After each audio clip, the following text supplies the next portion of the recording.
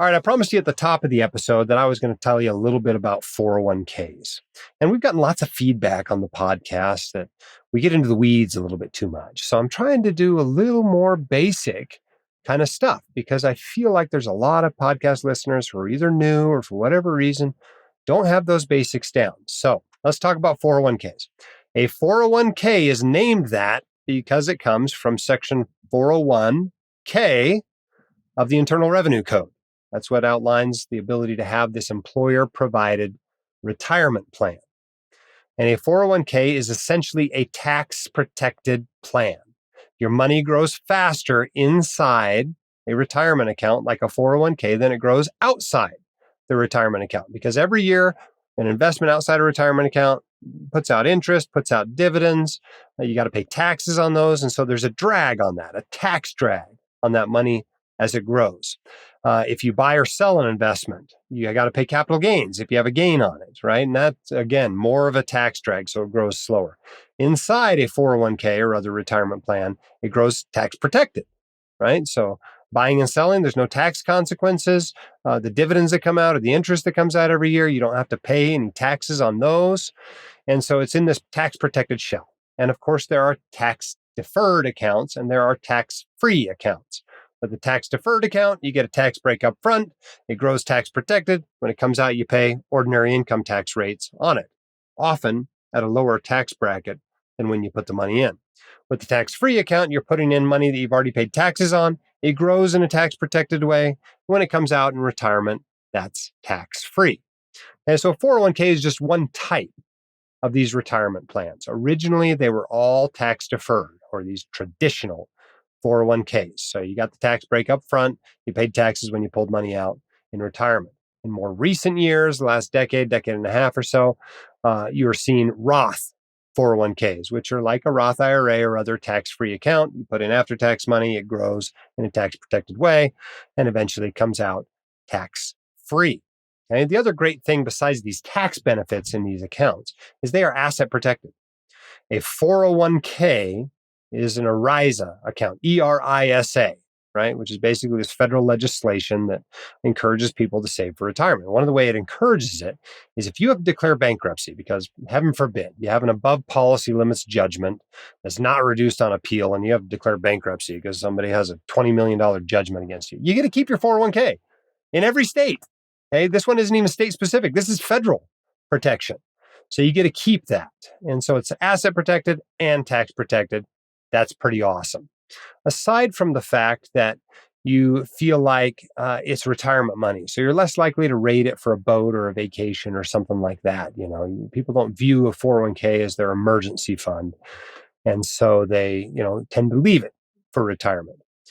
Some people worry about these rules, this 10% penalty that you have to pay if you take money out before retirement age. For IRAs, that age is 59 and a half. For a 401k, it is not 59 and a half. It's 55. It's 55 and separated from the employer. So if you retire at 55 and you leave money in a 401k instead of rolling into an IRA, you can access that without the 10% penalty. There's all these other ways you can access it too. There's all these expenses that are exceptions for that particular rule. There are also this, the ultimate one, of course, is basically an early retirement exception. That it's called the 72T rule is what it's called. But basically, if you retire at 45, you can start taking money out of your 401k. You just have to take money out from then until, you're 55, or in the case of an IRA, 59 and a half. The same amount each year, essentially. It's annuitized in that way, kind of like a required minimum distribution would be. For most of you, you're young enough that you're not going to have to take money out of a 401k mandatorily until you're 75. The IRS, if you have a tax-deferred retirement account, the IRS does make you take money out eventually. But it's not that much. It doesn't kick in until age 75. Even at that age, it's only about 4% a year, which you want to be taking out that much anyway, right? I mean, what's this money for? Your hearse isn't going to have a trailer hitch. So you might as well be taking out that much. So no big deal about the RMDs. Don't worry about that. Use the 401k. Try to max it out.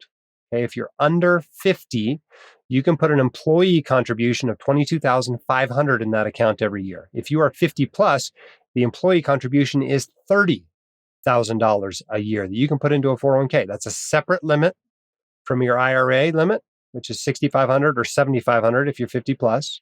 It's a separate limit from your 457B limit if you have one of those. Okay. Sometimes people have a 403B instead of a 401k. There's a few subtle differences there. But for the most part, it's the same thing. Again, $22,500 in 2023 or $30,000 you can put in there as an employee contribution. In addition to employee contributions, the employer can put money in there. They can put a match in. Sometimes it's what they call a safe harbor match, or it's 50% of the first 3% of your income that goes in there. Whatever. It's your employer encouraging you to save money for retirement. But not getting your match is like leaving part of your salary on the table. So don't do that. Always get your match. That should be like your biggest priority in your finances, is to get your 401k match if there's one offered. And the total contribution you can put into a 401k, if you are under 50, total contribution for 2023 is $66,000.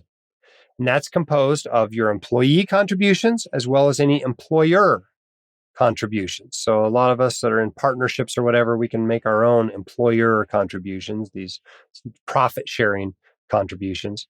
There's also the possibility of putting in after-tax employee contributions up to that limit if the plan allows it. That's sometimes called a mega backdoor Roth IRA contribution. So look into that if you're interested in saving more inside retirement accounts than you're allowed to do. But those are the basics of a 401k. It's a great way to invest. They're typically invested into mutual funds. Most 401ks these days offer at least a handful of low-cost index mutual funds, and that's most of the time the ones you should be using. You can round out your asset allocation using your taxable account or IRAs or 457B or any other accounts you have. But for the most part, you're looking for the low-cost, broadly diversified index funds within the 401k. You don't want to leave it just sitting there in cash. The hosts of The White Coat Investor are not licensed accountants, attorneys, or financial advisors. This podcast is for your entertainment and information only. It should not be considered professional or personalized financial advice. You should consult the appropriate professional for specific advice relating to your situation.